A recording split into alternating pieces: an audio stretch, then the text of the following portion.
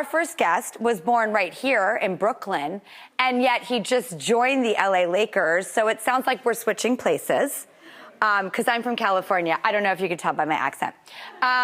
He is one of the greatest NBA players of all time. He's a 10-time NBA All-Star and a 4-time Olympian, but his journey to the top wasn't easy. He has a new memoir out. It's titled Where Tomorrows Aren't Promised. And it gives readers a very real look into the obstacles that he faced and the odds he had to beat. So please welcome Carmelo Anthony.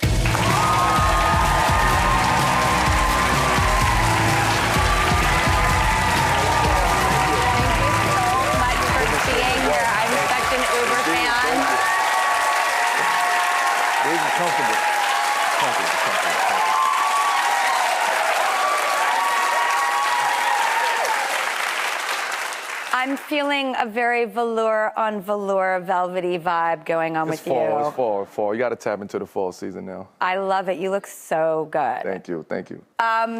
You just signed a 1-year contract with the LA Lakers. Yeah.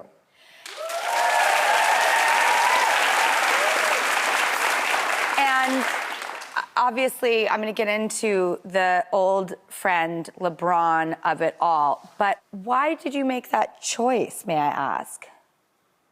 I almost got forced to do it. Okay. I almost got forced. I think LeBron forced me to do it.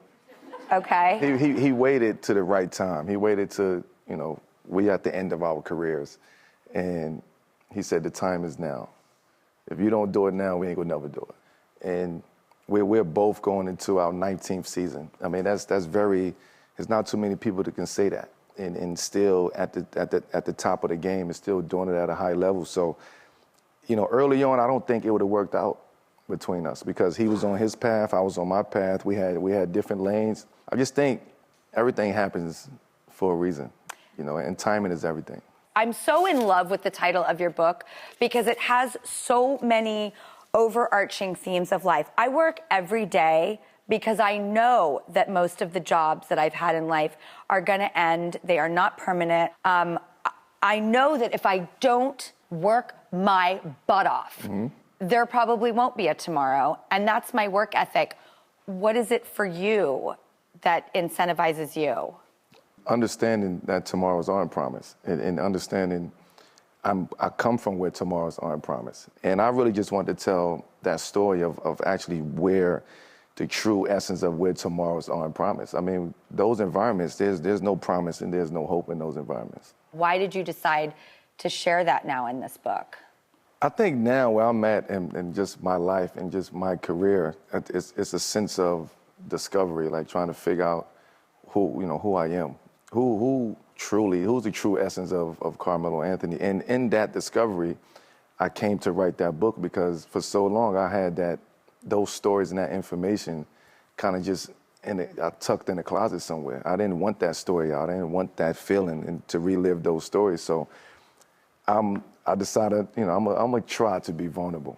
I'm gonna try to open up. I'm gonna allow myself to let people into my world, but into that world, because that's a totally different world than my career. That's the prequel to my career. The origin story. Absolutely. When I wrote a book, I realized writing it that when I spoke about my mom, who and I've been through so much tough stuff with her, I just had nothing but like dignity, grace, appreciation, objectivity. I wasn't coming at this as a wounded child. Mm-hmm. And I realized that I had gotten over certain guilts and resentments and just that I was a different person than I was when I was a kid. And had I not written this book, I couldn't believe like how much grace and appreciation I had for things. I felt that it's kind of speaking about my mom, because me and my mom, we have a great relationship, but we've never sat and had like a real true conversation about the upbringing. And it took until just recently, right prior to I started writing the book, I sat with her and we were just telling stories, and she told me, she's like, baby, look, you need to get your story out there.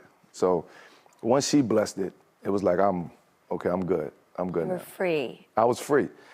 I was free because it's a lot of stories, and I speak on my stepdad in there too. And for so long, I kind of just put a lid on that, and I didn't want to touch that at all. And nobody knew that. Even my mom didn't know a lot of those stories.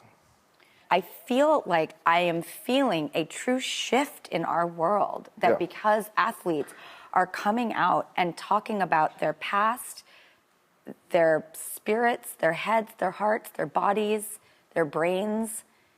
I think athletes, like we're naturally depressed being an athlete. I mean, what we have to go through on a day-to-day basis, dealing with media, competing at the highest level, we spend more time with our teammates than we do with our family during the year. So you miss holidays and so on and so forth. So it's a lot of things that, you know, the average person don't really understand that an athlete have to go through. So it wasn't until I started actually writing a book and going through that process where I was able to kind of get the real true meaning of kind of who I am and putting everything into perspective. Taking a step back. You have to. You have to. And I've realized from a lifetime of holidays with no family, holidays with friends, holidays with my children now, how to co-parent, how to be a parent, how to be a child, looking at your parents, that I now tattooed home is where we are. Yes. Because in an uprooted, inconsistent life, you just got to say, wherever we're connected, that's home That's for home. the day. Absolutely. And I love you. I appreciate it. I love you too, Drew. I don't mean to be creepy, but I just believe in Yes. everything you're saying, and I'm hanging on your every word.